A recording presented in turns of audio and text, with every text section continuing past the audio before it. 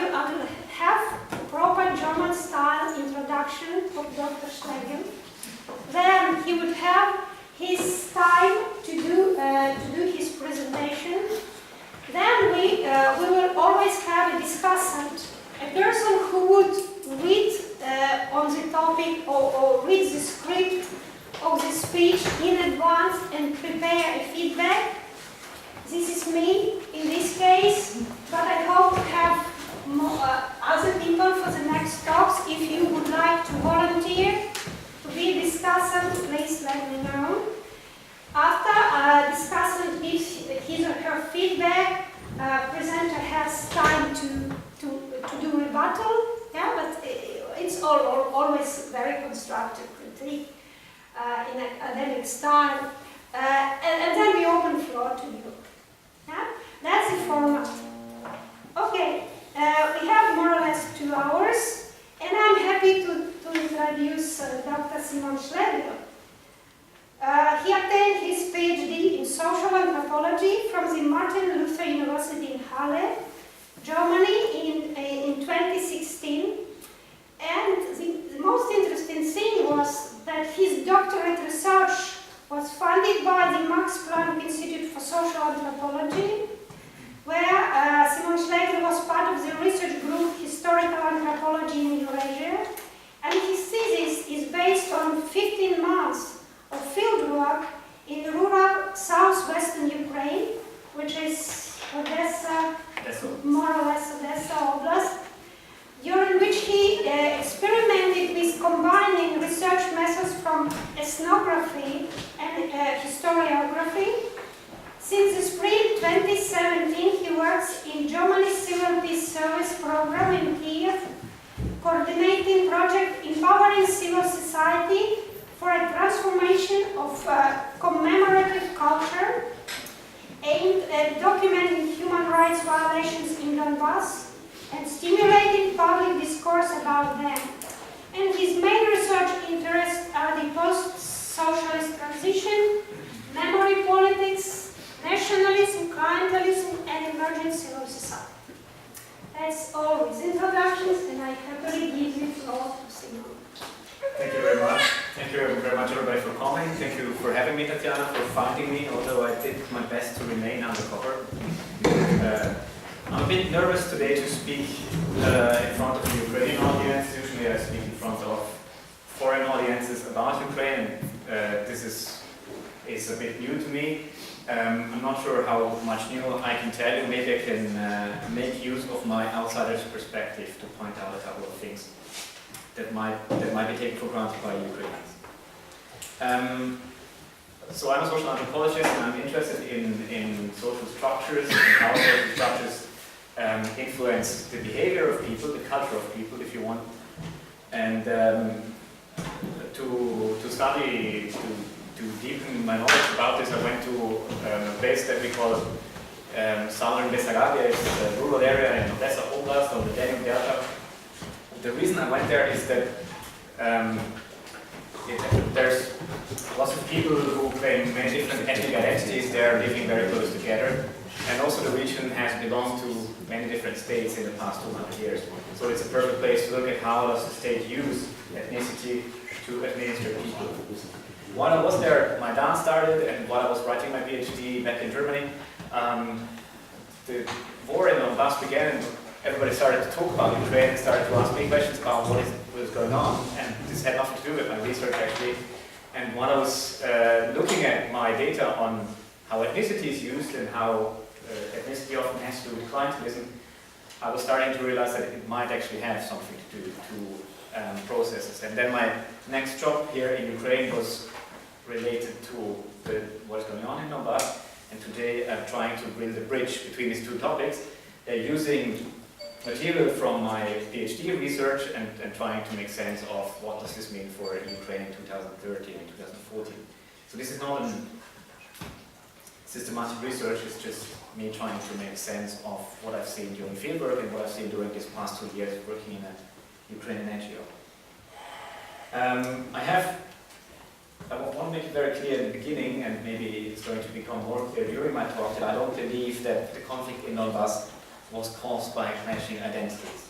I don't think that identity alone can explain violence.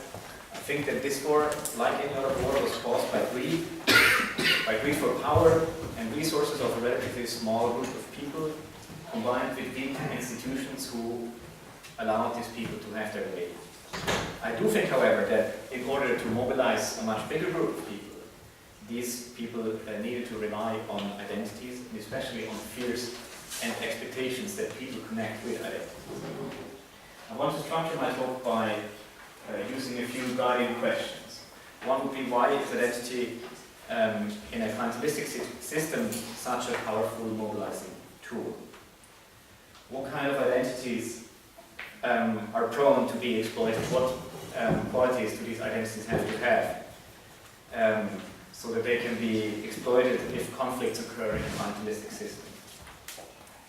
And then I want to lead into discussion by asking how do we get people to vote less according to voting is important, less according to their identities and more according to political ideas.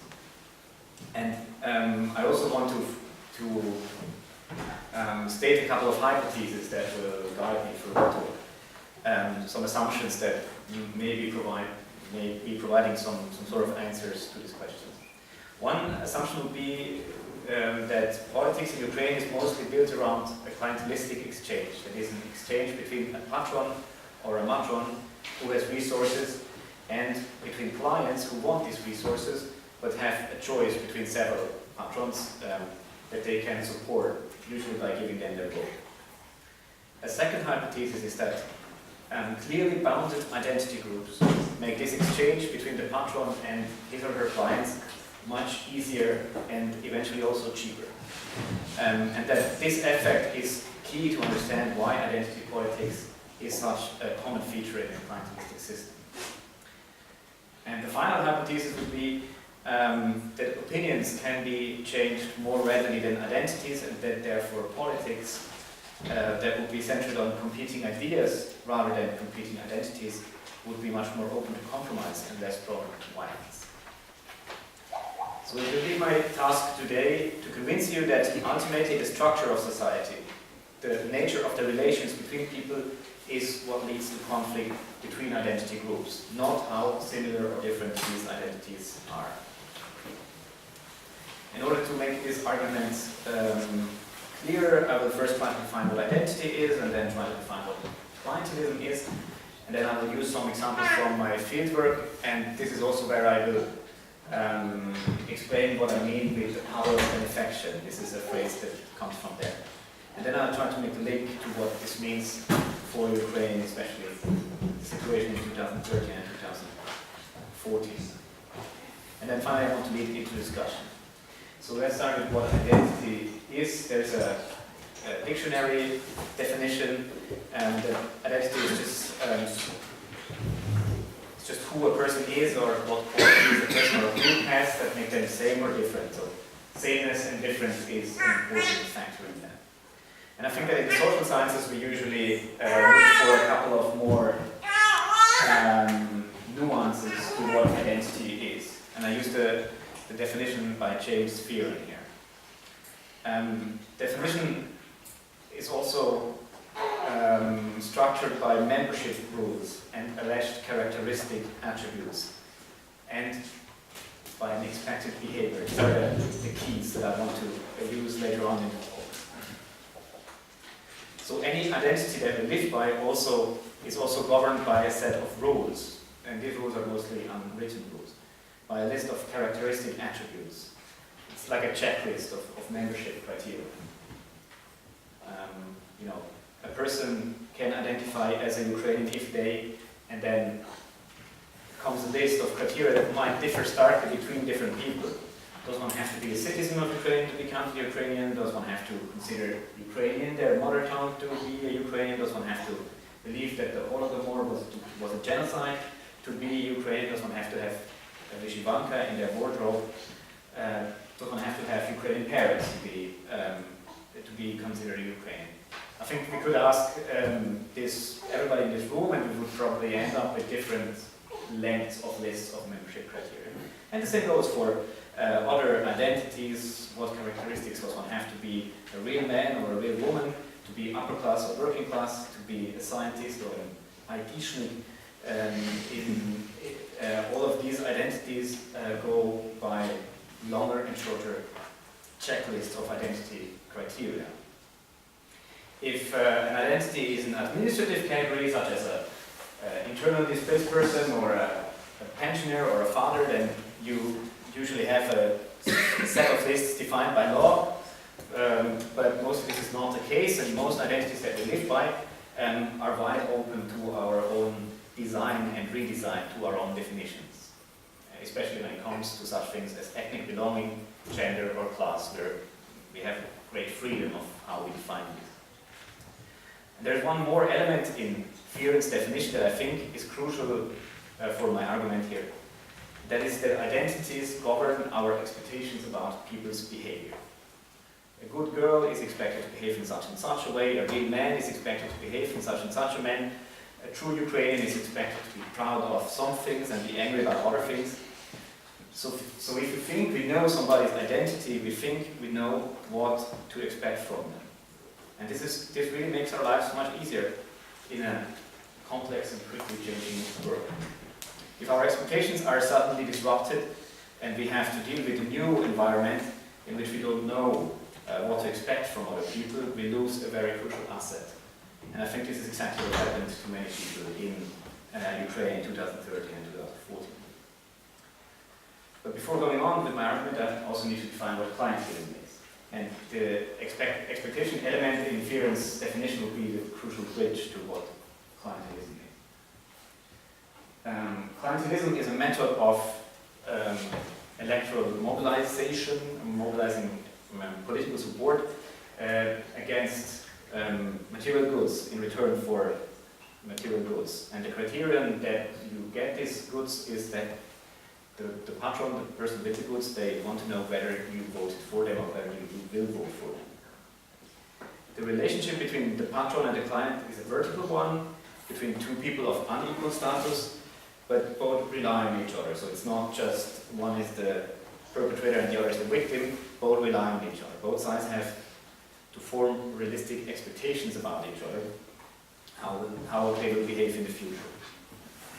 And this is because both sides make a risky commitment to the other. The client gives the vote to a patron without knowing if he or she will actually deliver on the promises made, and the patron makes far-reaching promises without knowing whether or not they will have the political support in the future that it will take to follow up with this, to fulfill these promises.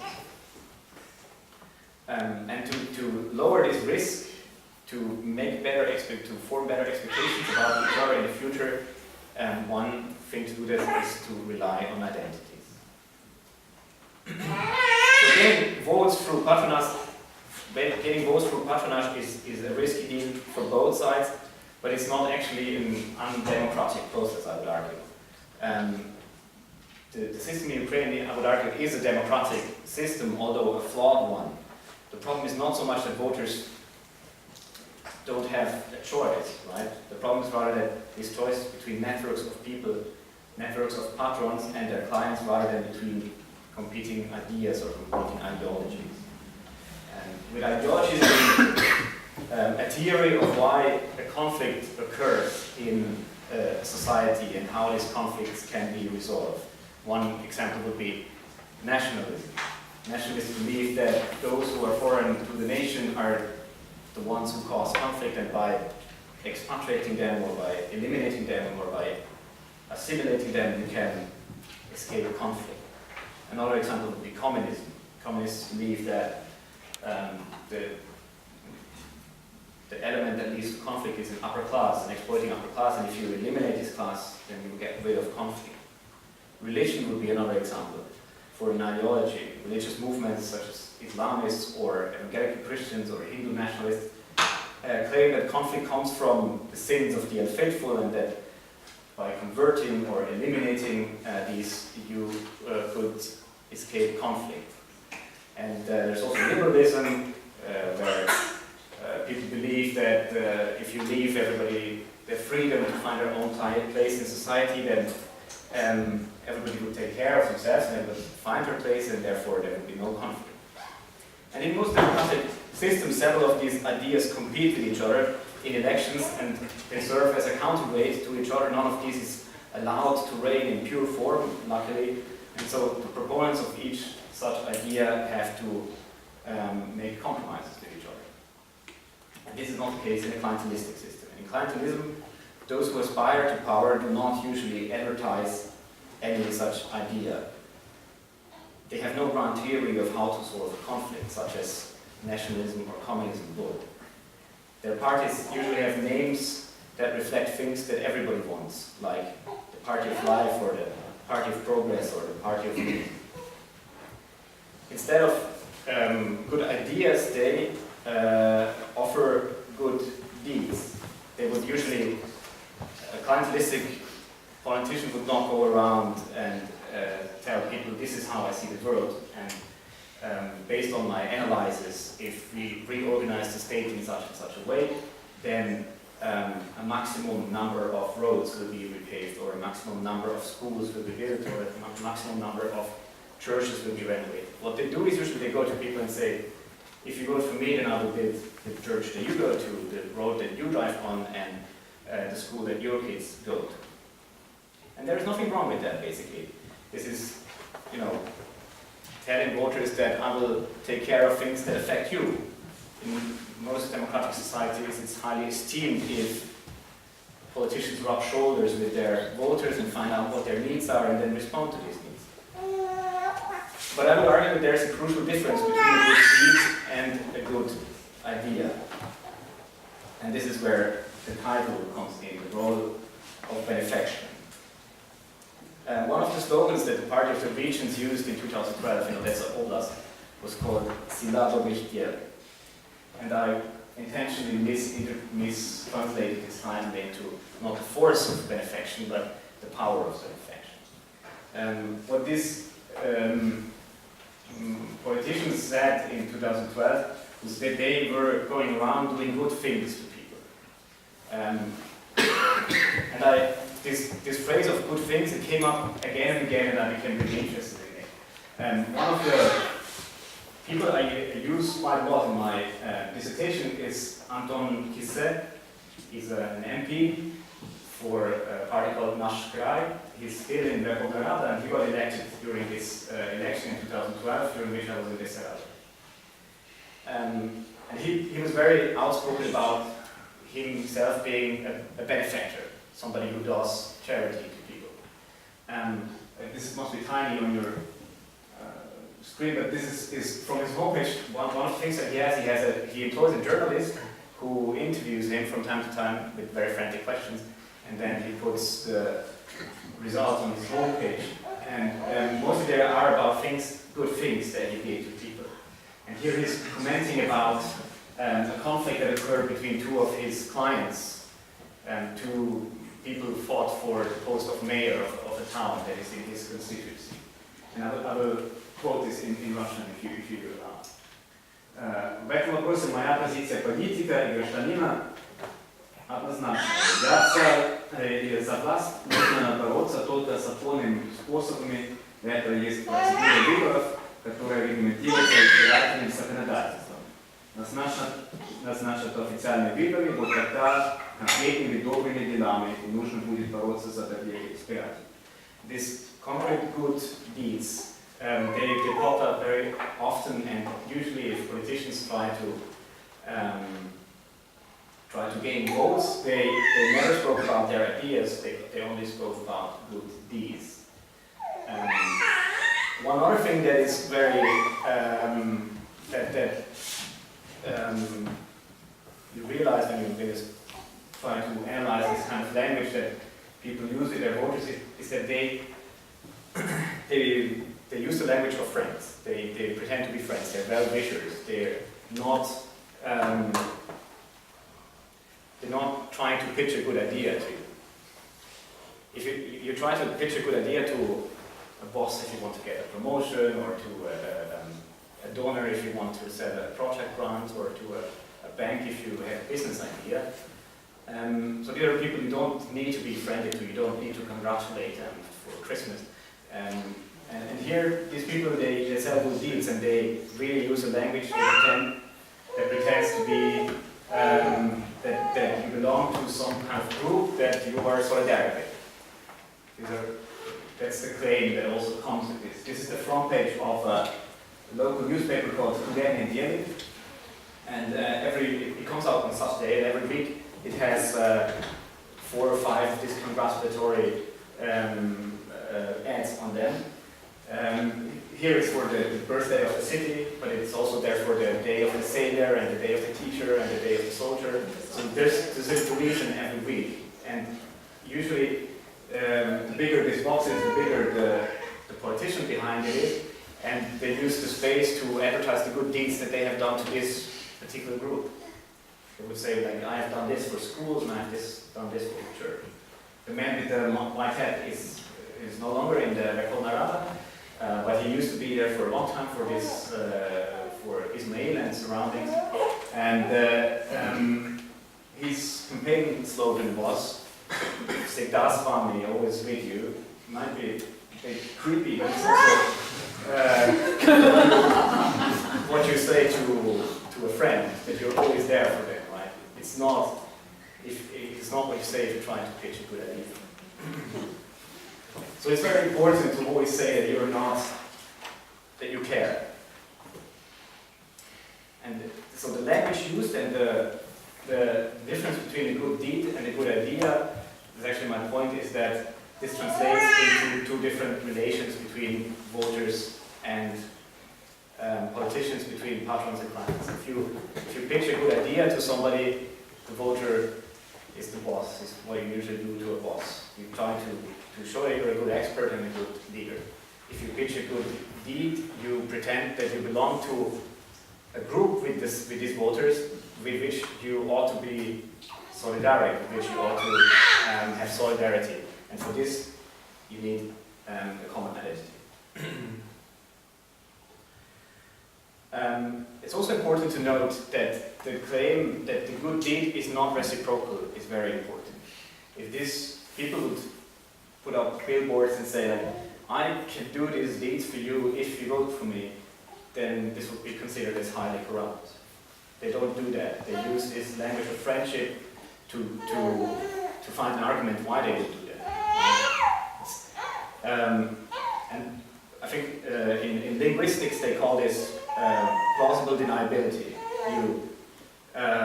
You use a phrase that gives you a chance to always get out of the situation, claiming that you meant something entirely different. That's what you usually do if you give a bribe to somebody.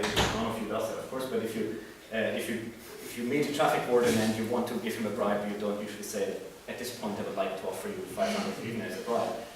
You find another phrase, you say, like, can we maybe find a way to resolve the situation right here and now, right? This would be plausible deniability.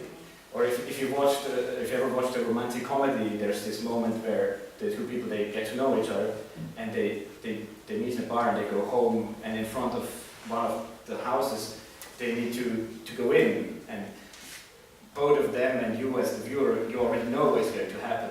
Both of them fool themselves saying that they go in to see the record collection or the tropical fish or something.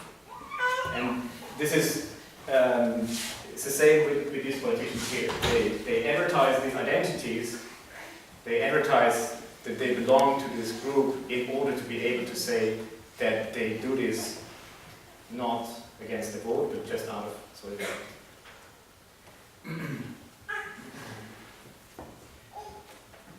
And it's very important to use, if you learn the Russian language, you have to pay attention to case. And it also occurred to me how often the dative case is used in this. One of the placards is about this recruit. One of his campaigns was he repainted playgrounds just before the elections, and he put up a billboard with his name on each of these playgrounds. And the other is, of course, the president giving to the people, so it's a language of generosity. That's the power of benefaction and the difference between a good deed and a good idea. And what is very important in this is the claim that these actions are unpolitical. as soon as you start to talk about politics, people will tell you that this is not about politics. What we do here is really just out of solidarity. I want to use one more example, and this is again this Anton Kissé, who is still in the Verkhovna Rada, and this is 1 week before he got elected. One thing that he did was building this monument in a town called Volgrad, which is the main town of an area where Bulgarians are in the majority. And he built a monument for the Bulgarian Okolchenia in a war between the Russian Empire and the Ottoman Empire in the 1870s. They got Bulgaria its independence. He did this a week before the election, and of course it gave him a big stage. It gave him an entire day of speeches. There were representatives of the church, of the state, of the rayon, the oblast, the schools. Somebody came from Odessa, somebody came from Kiev, somebody came from Bulgaria. And in the culminating moment of this day, he himself would take to the microphone, and it was a rainy October day, and the sun was peeking through the clouds. And this gave him a chance to say that God has seen that we are doing good deeds here. And this was for me, the central event of the day. But there was not a word said about politics, not a word about a political program. And this gave him the chance to say that, or claim that this was an unpolitical event. And if you speak to people that took part in this event, they realize that this is not unpolitical. One of the people that I spoke to that day said, of course he does that to get elected, but he's the only one who does this for this specific group, for the Bulgarians. And I belong to this group, so I will still vote for him because all the others, they didn't give this much. So this plausible deniability also works the other way around, and it gives people a chance to whitewash their own electoral decision. And I started to read about this, and I met the same observations in very different places. This is a book by an American anthropologist called Javier Arguero, and he presents his ethnography in a Peronist network in Argentina, in a suburb of Buenos Aires. And he asked his respondents to describe the relationship that they have with their patrons. And they described this relationship as a friendship, as long as it happened in their own identity group. And they realized that it was a manipulative and corrupt relationship if it happened to people in other groups. But as long as it happened in their own group, they thought of this really as friendship. And I think in Ukraine too, people know what kind of relationship they enter, but as long as it happens in a group that they connect their identity to, they're happy to think of it as a friendship. Poverty is certainly a factor in it. He called his book Poor People's Politics. I'm not decided yet whether that's a good title for this book, but poverty is of course a factor, because if you were poor, a small short-term return means a lot to you, much more than some lofty ideological ideas a few years down the road. But I would say that in Ukraine, there are not many people who are so poor that without this type of Ilechka, which is usually the metaphor for poverty in Ukraine, they could not survive. There is no village that is literally so poor that they could not repaint their own playground, for example. And if the citizens of Volgrad would really have needed a monument for 150 years ago, they could have found money to pay for it. But they were happy to let their candidates for the Verkhovna do it and organize a village festival with flags and music and speeches and shashlik. And they were also happy to vote for him a week later. And this brings us to another observation that Arguero made in his Buenos Aires suburb. There too, people get food and alcohol if they take part in political rallies, but Arguero claims that these people are not actually so poor that they need this in order to survive. But he still calls them survival networks. That's the subtitle of the book. He argues that most people could afford to pay for their own steaks and beer, but that getting steaks and beer for being part in a political happening actually gave them something that otherwise they would really not have access to. wearing a badge, wearing a t-shirt, waving a flag, having a place in an event, well, ultimately gives you a place in society, in a group that has political representation. And eventually that is something like an identity. So the beer and steaks that come with their taking part in a political happening, in a rally, gives them more than just the material value of that. It gives them a symbolical place in society. And I think that this finding absolutely also holds true for most clientelistic situations in Ukraine. Most people's poverty is alleviated only minimally by the handouts that they receive from a patron. Be it Grechka or the repainted playground or this monument or 150 years ago. What is much more important is the feeling of being part of a group that has a visible identity and access to political decision making. The identity itself can be vague, it can be not very well defined, like with this checklist of attributes. They can differ widely and nobody really ever writes them down or checks whether other people have the same checklist or something. So this is really not something that is very rational. But the fact that you choose an identity, that is very rational. And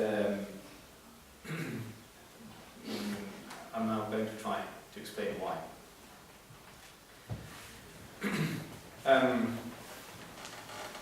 In order to make these promises that patrons make to their clients more realistic, you need a mechanism of inclusion and exclusion.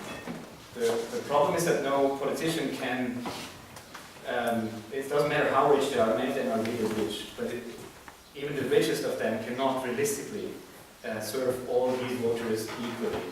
They have to set priorities and exclude some people from the benefits that they shower out. If your argument is that you will give handouts left and right, and then you get elected, you may find yourself in a really awkward situation if you don't actually have the needs, the resources to do it. You need a good story, why some people receive and others go empty-handed. And identity is a very good tool for partners to justify to whom to give and to whom you won't give. Giving more to one group than to another requires two things at least. One is that you have a theory of how one group's identity is different from the other. You have to claim that there's a watertight boundary between these two groups. If you go on an election campaign claiming that you will serve the hardworking people of this country and you punish all the parasites, this would be some, you find in some political campaigns, then you have to be able to tell one from the other. You need to have these checklists of attributes that you can connect with one of the other group. The other thing that you will need is a theory why one of these groups is better than the other. Why one of them is entitled to your handouts and the other isn't. One such theory is, for example, that one of these groups has lived in this place for a very long time while the other has arrived just recently. This is something that nationalist politicians like. The other is also, one other thing is also to say that one group is inherently worse than the other. They have a degenerated culture or they have a tendency to crime. This gives you a chance to say that they don't deserve your handouts. And if you have these two things, a theory how these two groups are different and a theory why one of the groups is entitled to your handouts and the other is not, you can actually start talking to people. If you want to do more than talking, if you want to start actually dishing out your resources, you need one more thing, and that's a hierarchy. You cannot give to everybody, it's too costly to distribute to each person directly. You need middlemen. In Aurelio's book they're called brokers, in other books they're called differently, but usually this is somebody who has other people beneath them, to whom you can give your resources and they will help you trickle it down to the very bottom. So you need a watertight boundary, a theory why one group is better than the other, and a hierarchy within this group. And for these three elements I'd like to show another book that really helped me, and it comes from a really different case. Kachan Chandra wrote this book about India, and it's called Ethnic Headcounts in subtitle, I think. And Chandra argues that identities such as ethnicity can be used in clientelistic politics to serve as an information shortcut. That's the phrase that she uses. And that brings us back to the expectation element inference definition. To foresee how a patron will act after he is elected, you need to have this information shortcut.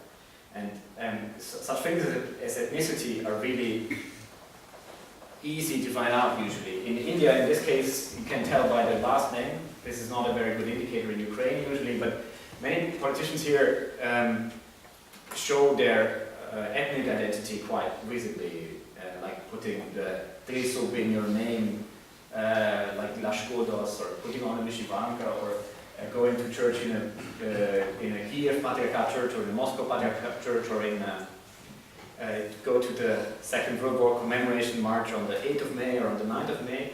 And these are all things that politicians in Ukraine usually do intentionally, visibly, so that they make sure that it is publicized and people see what identity they have. So it's really not costly to find out about this. To find out other crucial things that would give you a good reckoning about what will these people do in the future, they are much costlier to find out. How much money do they have? How much tax do they pay? Where do they have secret bank accounts? How many cars do they have? Who are the godfathers of their children, and so on? These are also things that will give you a good idea about how they're probably going to act in the future, but they're much harder to find out. You have to be a journalist, you have to go to the archive to do research, you have to ask people. Most people don't have the resources to do that, so they go with the really cheap information that is, for example, ethnicity, linguistic preference, or also religious preference. These are usually things that people they carry out very visibly.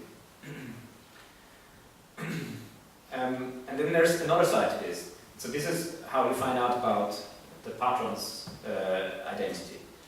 But based on her Indian case, Chandra argues that forming identity groups can help voters to maximize the value of their electoral investment, because it can help forcing the patron to follow up on their promises.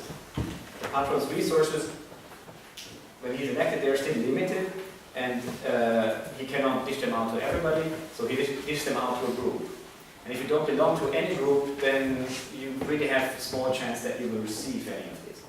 So it's better to belong to a clearly bounded group with its inner hierarchy. This doesn't give you a guarantee that you will receive something, but it clearly raises the chance that you will receive something, because he will give to some people within this group, otherwise the whole group could punish him the next time, could vote for the rival, right? I will again use the example of this Yuli group. In his constituency, it's the neighboring constituency of this Anton Kisse, there is no ethnic majority. Russians and Ukrainians are about the same level. There's also Moldovans and old believers, and it's messy. So it's not really a good strategy to go with one ethnic group. You would estrange all the others. So what he did is he picked religion instead. He made it very clear that he was a devout Christian, and that he goes to the churches of the Moscow Patriarchate. And he had one of these благотворительный fund, a charitable fund that was helping to renovate churches.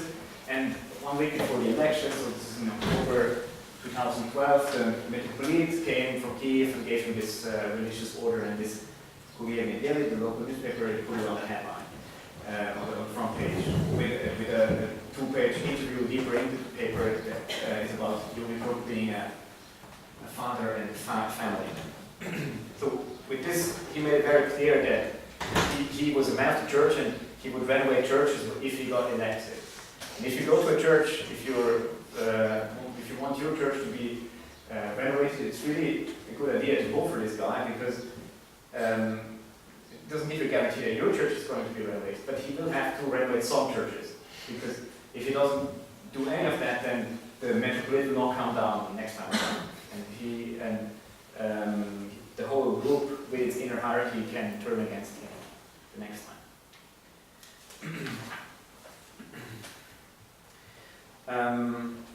The patron also does need to make sure that the people in this group have actually voted for him. So there's always two sides of this exchange, it's not just one-sided. To control this can also be very costly. It's not easy to find out what all these people did. But in Ukraine there are some features in the voting system that make this a bit easier. Voters here are very restricted where and when they can vote. And this allows a rather strict control about who in which area voted which way. This has a lot to do with Soviet urban planning, that in many regions, many places around big factories, you have like one microrayon where everybody worked for this one factory, and there's a couple of schools in this microrayon that serve as a polling station during elections. And if you, as a patron, claim to keep this maybe unprofitable factory open by giving it subsidized gas or having the state buying its produce for a fixed price, then the people in this microrayon will probably vote for you. But you have to go to a lot of trouble to do that. You have to go to Kiev and negotiate this gas price and stuff. And you will do that only if you're sure that the people whom you promised this to will actually do this. And in Ukraine it's pretty easy to find this out because people are so restricted to where they can vote. If you find out that people there didn't actually vote for you, then why would the patron give his limited resources to this group? He will go to the group that has actually voted for him and he will give priority to this. So this is if it's a factory or a kolkhoz, that works. But with ethnic identities or linguistic identities or religious identities, it doesn't really work very good. They don't have their own microrayon or they don't have their own polling stations and stuff. And there's one type of institution in Ukraine that really can solve this problem. These are these ethnic associations. Like this Yuri Koki is the head of the Association of the Bulgarians, and if he says that this politician, he is good for the Bulgarians, you can be sure that a lot of the Bulgarians will vote for him. So these associations, what they do is they resolve a critical problem for patrons. They tighten boundaries. They perform ethnicity on stage, with dances, music, speeches. They tell everybody what a real Ukrainian, a real Bulgarian, a real Russian should behave like, it should look like, and what kind of past they should believe in. And this tightens the boundaries, and it's a service to patronalistic politicians. They don't have to do this themselves. Unattached people, free-floating individuals, they are a real nuisance to patrons. People with ambiguous identities, people who speak mixed languages, don't have associations that speak for them. A good illustration for this is mixed languages. The standard Ukrainian and standard Russian, they both have several zealous organizations for the advancement of these languages in Ukraine. If you speak Surshik, the mix between Russian and Ukrainian, you do not only lack these organizations, but also the concept of a speaker community. Surshik is neither Ukrainian nor Russian, and it's impossible to correct somebody for speaking wrong Surshik. It's impossible to say that in Surshik this would actually be called like that, or in correct Surshik we call it like this. So you cannot exclude people, right? You cannot tell somebody you just don't belong to this group, and this is a real problem. Also, there's no identity attached to it. There's no cultural stock to refer on. You cannot say, we the speakers of Surshik, we have a beautiful song that goes like this. Or we the speakers of Surshik have an old saying that reminds us of. These are things that people who speak standard languages, who have powerful organizations that speak for these, they constantly do that. They invoke poets and writers and songs, and with that they also create this community, this identity. If you are somewhere between that, that doesn't work. And this also applies to people with mixed ethnic identities, or with people who piece together their religious beliefs from established churches. They don't have their own institutions. There's no dictionary for Surshik, there's no museum for the folklore of the Sovietized urbanites, there's no church for the people who have formed their own religion. They cannot be represented, and therefore in this clientelistic exchange they usually also go empty-handed. There's nobody to speak for them, nobody to go to Odessa or Kiev to get the resources that you need to dish on handouts. At this point I would like to start thinking about what does this mean for Ukraine in 2013. And I want to repeat that I don't believe that this war, or in fact any other war, was caused by competing identities. But I do believe that some of the factors that I've spoken about have radically intensified in 2030.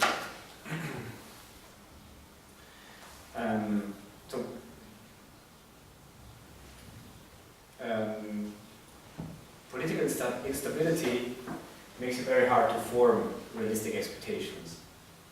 But at the same time, it becomes much more important to do so. Maidan started as the result of a widespread feeling that expectations based on identities had been betrayed. For months, Yanukovych promised to sign an association agreement with the European Union in November 2013 in Vilnius. And this was very much against the expectations that he had created among his core voters with their pro-Russian identity. So he had carefully crafted this identity during campaigning, and now he disappointed this. He went against the expectations. And he knew that some of the players, for example Russian media, would use this identity against him. And at the same time, he broke expectations for a second time when, in the 11th hour, he decided not to sign the association agreement after all. And this restored the expectations of his core voters. This restored the expectation of his core voters, but it outraged the more Europhile citizens who had seen the association agreement as a done deal already. And this outrage kick-started Maidan. So Yanukovych and his cronies, they were a tragic case of patrons who made too many promises to too many people on the two opposite sides of the Ukrainian political spectrum. He ended up in a situation where he would at least sorely disappoint one of these sides. And this is where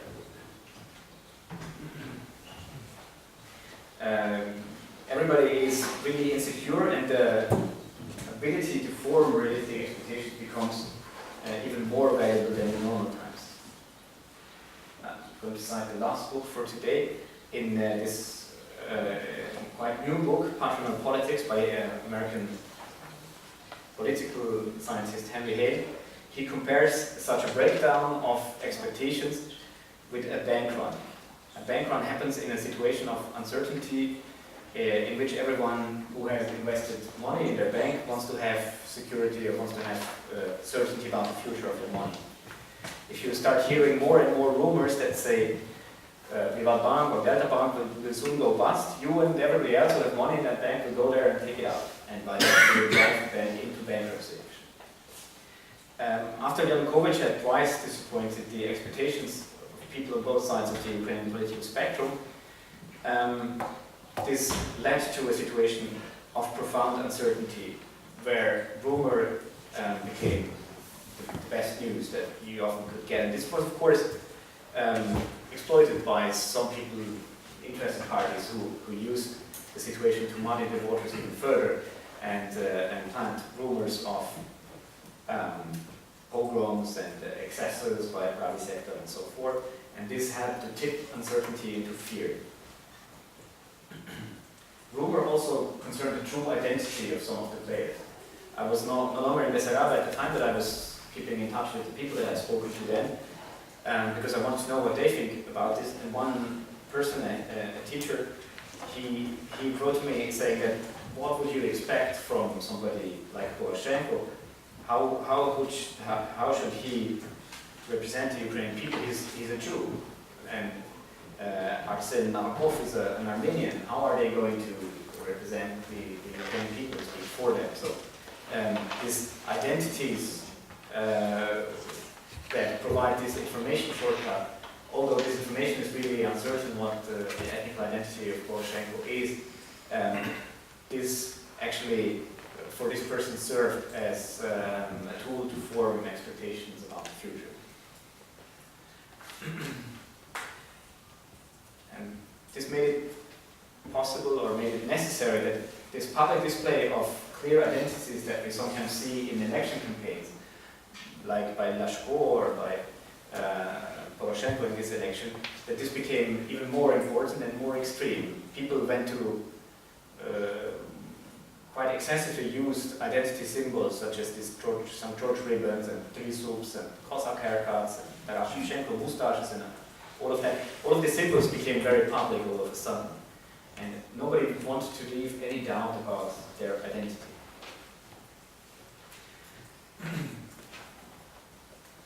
In such a situation of uncertainty, the people in power are all of, like, power is up for grabs. All of a sudden there are people who are not in power yet, but they want to get there, and what they offer is a clearer identity than people who are in power. So Yanukovych was still negotiating or still discussing how he would make compromise with the protesters on Maidan, when some other people in Donetsk and Luhansk started to offer other identities that would not require compromise. People like Pavel Kubarev started to advertise their Russian identity and an openly separatist plan for the future, and therefore claimed that if people would support them, there would be no need to compromise, there would be a clearer future, a better expectation about the future. And they, in turn, were outrun by people who claimed an even more radical and even more exclusive identity, that of pro-Russian militias, that said we're happy to use power to exclude or kill everybody or detain them in some basement if you just support us. We have an even clearer identity than these people who pretend to be people's governors and people's mayors. So this really kick-started a race of ever clearer identities, ever more exclusive identities. There's also an economic side to this. The deindustrialization of Donbass and the mechanization of agriculture in other parts of Ukraine has left droves of people unemployed or precariously employed, and this creates a big chunk of the population that is reliant on subsidies, on fixed prices, especially where these things are concentrated highly, like in Donbass. These people realize that if the identity of Ukraine would shift to a more pro-European identity, this would have economic consequences as well. If you worked for the Azov factory in Severodonetsk that uses a lot of gas, the price of gas will be measured. And if you work in the Luhansk locomotive factory, where 90% of the produce is sold to the Russian Federation, then the identity of the people in power will really matter to you economically. So it's really not just about whether you like the people in power or not. It also has real economic consequences for you. That means that people with a precarious economic status, they do the same thing as these people in poor people's politics do. They scramble for political representation. They need to belong to a group of which they know it will have political representation. They cannot be unattached individuals any longer. It becomes even more important to be at somebody's table. And of course, identity also played a key role on the other side of the border, to claim that the people in KMA and Donbass belong to Ruski Mir, to one identity group, with the people in Moscow and St. Petersburg served as a justification for the military venture that isolated Russia politically and economically in many ways, and came at a great cost for ordinary Russians. And without aggressively peddling this common identity, it would never have reached the popularity it did. If Putin had been elected for his ideology or his good ideas, he would have no business meddling in Donbass or in Crimea. His claim was that he did this out of charity, out of solidarity with these people. They belong to the same identity group. And he took this power of benefaction to the geopolitical level, like claiming that you have to do this across the border as well. With this, I would like to actually open the discussion, but I realize that you are doing this, right? So I'll just go through a couple of points that I thought, because I'm not sure I was asked to do that, but so what can be done about it? And I'm really didn't do systematic research on that, so don't be too hard on this, but maybe there are good discussion points. And they start from practical to more philosophical. One would be to opt for a voting system that gives priority to parties, not to people. A proportional voting system that relies on lists of strong, like-minded candidates that can only be gathered if you have strong ideological parties. This would foster people with good ideas, not with good deeds. Let people vote where they want, not just where they have a propiska. This make it harder for patrons to control whether their promises to cater to a group with special interests would make it more costly to find out about this. Right? If you cannot check on one Nicaraguan or on one school whether what you promised has actually gathered a vote, if you cannot verify this, then you would have to shift to good ideas instead of good deeds. Get tougher campaign financing rules that force politicians to reveal all their spendings for all public events, and that would not allow to disguise political campaigning as charity, as the thing that happened with the monument in Rome. These are the more practical ones, and then the more philosophical ones are press politicians to reveal their ideology, not their identity, ask them to explain their plans for the future, not their views of the past, ask politicians what they stand for, and then make them accountable for it. And if they go against their ideologies, not against the good deeds that they promised, then you should vote for them. Deconstruct primordial identities. Ask yourself how much you really have in common with the people that share an identity with you, the people who have a linguistic or ethnic or religious identity that you also claim. And if you are pressed to reveal a primordial identity, that is an identity that allegedly you have, whether you want it or not, refuse to accept this identity, deconstruct it, say that it was invented at some point in history and that it wasn't there. So always insist on your right to base your identity of ideas that you agree with. And basically underscore a civic identity instead of an ethnic identity or a religious identity or a linguistic identity. And the last of my points is that be skeptical to all promises of harmony, embrace conflict as long as it's well regulated and as long as it's been between ideas and not between identities. Thank you very much.